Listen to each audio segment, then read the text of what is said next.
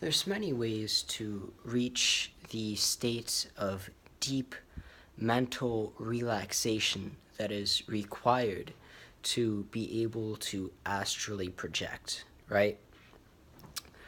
Many cultures have different ways of doing this. The native Indians, not the Indian Indians, but the Native American Indians, right?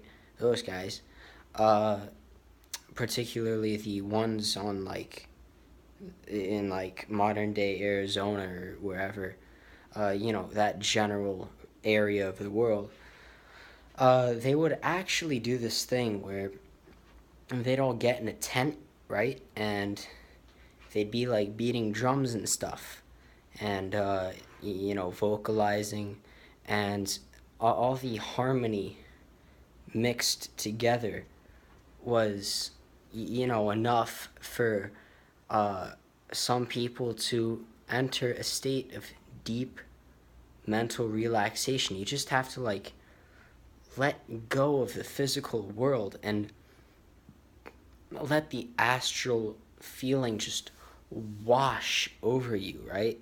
It's like going out in the middle of the night and just walking into the ocean, right?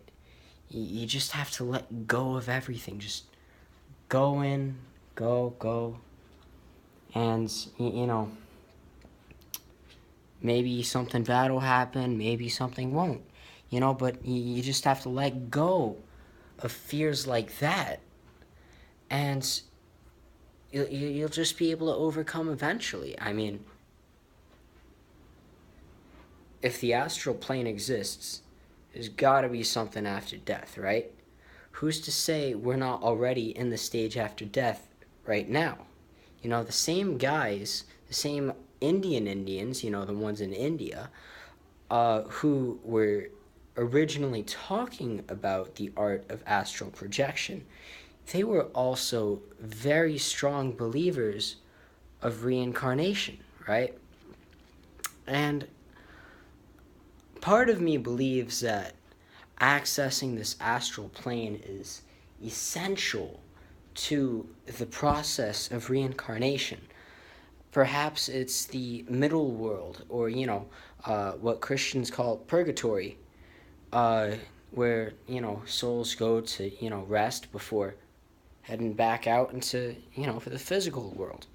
And the idea is that all the astral planes of existence all build up into one another, with the physical world being the apex of all these astral planes. And this is particularly interesting because what was I talking about? Oh yeah, all right. So, the American Indians, right? They also did this thing where they put hooks into their shoulders and then they'd suspend themselves from the ceiling of their tents, and then they'd all dance and jerk around, and someone would be pulling the strings, and they'd be I actually met an Indian guy once. He was a hitchhiker, and we were driving down this road, and we picked him up, and he started showing us the scars he had on his shoulders. It was crazy, bro. And the idea is you put a hook into there, and you suspend it from the ceiling, and then you kind of use it as a puppeteer sort of thing. You jerk yourself around, right? And it's part of embracing the pain, or at least that's how I personally felt when I was doing it myself. It's embracing the pain to the point where the pain is so great it just overtakes everything else, and then you start to see a pattern of orange, yellow, green, and some hints of purple, but all dots and sprinkled around your vision. And then you slowly this comes at you very fast, and then it breaks over you, and then you see a blinding white light, and then from there it's pure chakras, baby. It's just all chakras. Uh, Now, when I made this interesting breakthrough, uh, it was, exciting at first, but I knew I had to be able to hold on to myself so I didn't, get lost. I was terrified of getting lost personally. So during this, quick little excursion, a quickie, if you will, I basically just looked around to view my surroundings, take note of what the area around me looked like, and I have to say it looks vaguely similar to the physical world if you were in the physical world and tripping off a lot of acid. So that was just my 2 cents on it. And, you know, uh, yeah, that was basically my experience for the day.